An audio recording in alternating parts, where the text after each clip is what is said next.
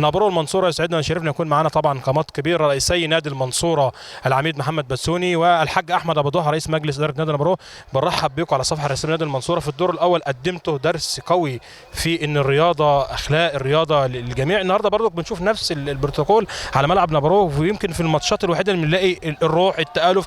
المباراه رغم قوتها واصرارها ان الفرقتين دايما بيسموا الماتش ده بديربي وما بيحبوش يخسروا من بعض، لكن شايفين النهارده فيه هدوء، في مقابله كويسه. تقولوا ايه النهارده عن المباراه؟ طول عمر الحاج احمد دايما سباق من يوم ما انا عرفته، وهو احنا ضيوف عنده دايما. عايز اقول لك بص كده هتلاقي اليافطه بتاعت الدكتور مسعد هو اللي عاملها، هو اللي معلقها، هو جزء مننا، احنا كيان واحد مش كيانين. الكوره احنا حظنا وحش، فرصنا صعبه. الحاج احمد بذل المجهود اللي عليه من اول السطر، كان قايل احنا امكانياتنا 1 2 3 من اول ما يبدا، وراجل عارف. بس لكن منظومه الدوري ان هو كان بيلعب ان هو ما ينزلش من الدرجه الثانيه. النهارده المنظومه اتغيرت، فبقى كلنا شبه بعضها، الموضوع كله شبه بعضه. احنا الاثنين وحشين، الفرقتين مش على المستوى اللي احنا كنا نتمناه، ولكن هيبقى حاجه واحده، ان احنا اخوات واهل وروح واحده. ما تكلمنيش يا احمد غير حاجه واحده، نابورو والمنصوره كيان واحد، وهيفضل طول عمره ما الحاج احمد موجود وانا موجود كيان واحد. ما حدش هيعرف يلعب في الحته دي خالص. اللقاء كله مبني على حاجه واحده، ان احنا واحد واخوات. له كل الاحترام والتقدير، اخ كبير واخ ليا وسند وعزوه. عمري ما طلبته في حاجه لما لقيته في ظهري، عمري ما طلبته في ميتنج او دعوه لما لقيته في ظهري. سند وعزوه دايما في اي وقت. انا بشكره وبحييه على صفحته هو، واحنا ضيوف عنده، وبتشرف دايما بيه. الحاج احمد ابو ضحى، دايما كانت دربيات نابورو المنصوره مشتعله قبل المباراه وبعد المباراه. للسنه الاولى في ظل وجود حضراتكم انتوا الاثنين بنشوف المباراه هاديه، سواء في الدور الثاني وفي مباراه الكاس. الرساله اللي انتوا عايزين توصلوها للجمهور الدهليه ايه؟ والله بداية أنا برحب بنادي المنصورة وبرحب بسيادة العميد، ولو في حاجة النهاردة كويسة فالفضل يرجع أولا لله ثم لسيادة العميد.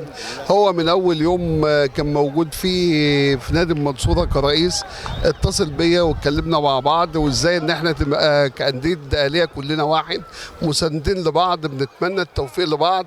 النهاردة طبعا مباراة يعني الأمور عندنا يعني ربنا وفقنا تمام، ربنا وفق المنصورة، حاجة برضو كويسة. يعني مش يعني احنا بنتمنى التوفيق لنادي المنصورة ان هو يكون من ضمن الخمس فرق اللي موجودين، واحنا ما حلفناش الحظ السنة دي. ان شاء الله السنة الجاية كده نكون موجودين في المقدمة بإذن الله.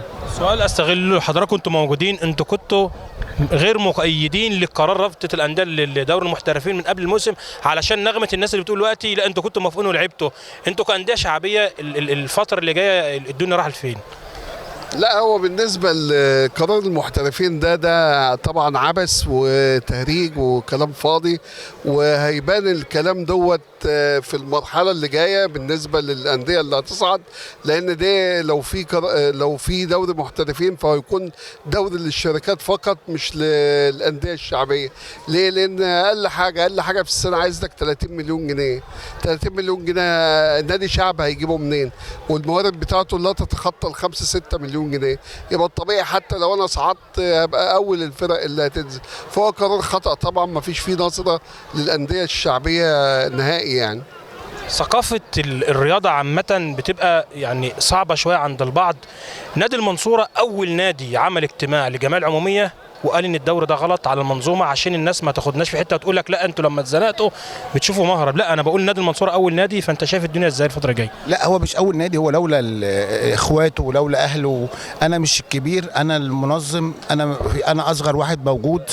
الموضوع باختصار بيتلخص في حوار. اذا ما كانش معايا احمد ابو ضحى ما كنتش اعرف اعمل اجتماع، اذا ما كانش معايا رئيس نادي الكرنس اخونا الغالي ما كنتش اعرف اعمل اجتماع. احنا واحد، عندنا رؤيه اتكلمنا مع بعض فيها ادبيا بحكم النادي مش بحكم محمد بسيوني. هو الناس اتلمت علينا فرحانين بينا فعلا. دوري المحترفين لا يصلح الان. احنا الوقت اهوت في نادي نابورو، لو بصيت على المدرج وبصيت هنا يعتبر من احسن الملاعب اللي احنا لعبنا عليها في الريال.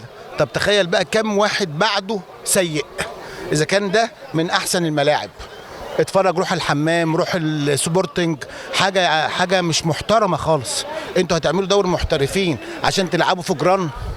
طب نظموا الاول البنيه الاساسيه وبعد كده نتكلم، نظموا الموارد وبعد كده نتكلم. فالموضوع ده يعني خلينا نتكلم في مرحله جايه ان شاء الله. انا بس عايز اوصل رساله عشان تكمل ماتشك الجميل. تحيه وتقدير لجمهورنا برو، احنا خدنا واجب اكتر من واجبنا، خدنا حق اكتر من حقنا. انا بشكره، هو هرب من غدا هيتعشيني، مش همشي من هنا لما اخد فسيخ من عنده كالعاده. وربنا يجعله دايما كبير بمقامه ويجعلك دايما كبير دايما يا حاج احمد. وانت شرفتنا النهارده وشرفتونا، وبنتمنى كده دايما ان احنا نلتقي على خير ان شاء الله. دايما